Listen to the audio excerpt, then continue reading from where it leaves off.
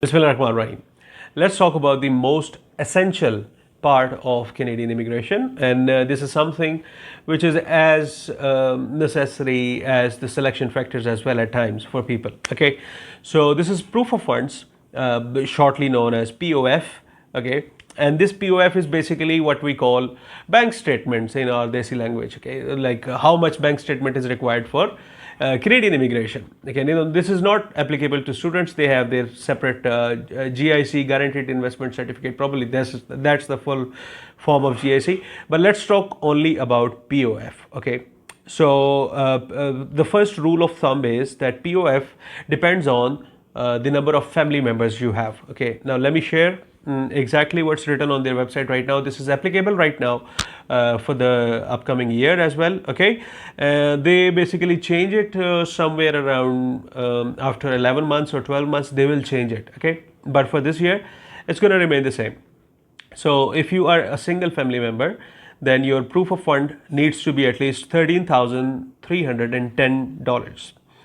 If you're a couple, okay, then $16,570.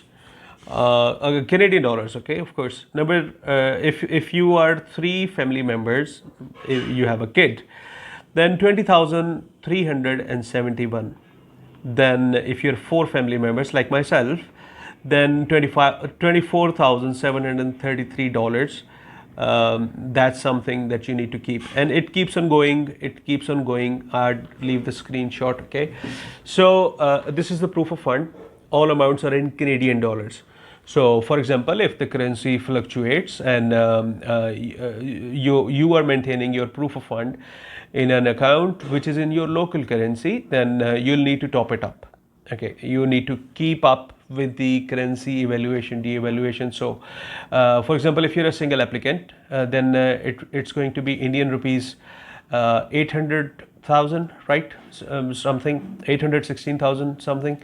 Then you need to keep it around 900,000 to be safe, so that it never goes below even if the currency fluctuates. And if you are maintaining in Pakistani rupees, then 2,200,000 odd is the minimum required, and you need to have 2,500,000 rupees in your bank account to take care of that currency fluctuation. Okay, now that is for one family member.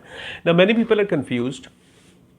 If they are unmarried, then siblings and their parents, do they count as their family members for proof of fund purpose? No, they don't count as your family member for proof of fund, because they are not going to immigrate with you. Only your dependent family members and your spouse, they are going to go with you, right? If you have kids, they are going to go with you. And the second question that everybody asks is, if my spouse is unaccompanying, if my kids are unaccompanying, then do I need proof of fund for them? Yes, you would need to see. If you're married and if you have kids, even if they are Canadian PRs, you are the primary applicant, you are living outside of Canada or maybe inside as well, but you're not CEC.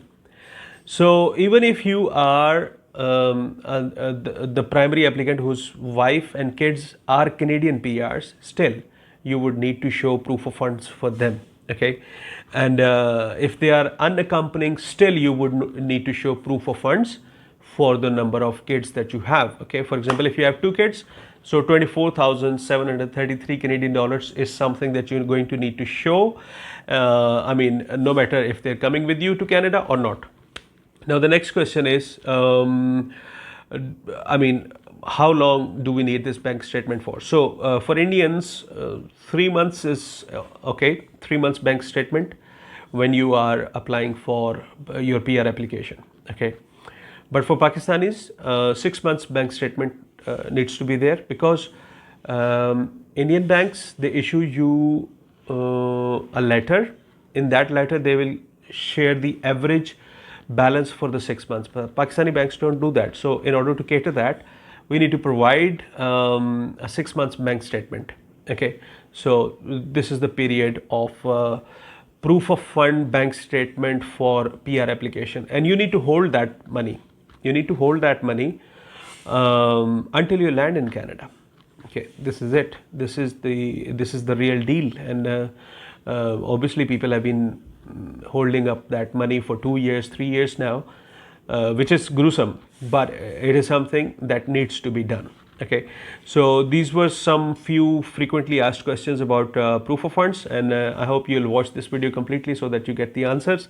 Even if you are applying, then you would know exactly what to present. And yes, if you are getting this money as a gift from your, let's say, father-in-law, your father, I mean anybody, then that gift deed can also be shown. Then you don't need, obviously, an aging of 3 months or an aging of 6 months. You will show the gift deed, because obviously the amount that you're going to have as your proof of fund, it's basically a gift.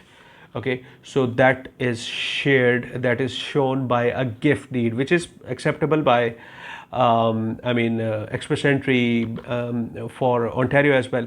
And again, if you have a valid job offer, then you don't need a proof of fund. And if you're a Canadian experience class, then you don't need to show proof of fund. Okay, so with these words, this is Alif Khan, and I'm hoping great things are coming your way.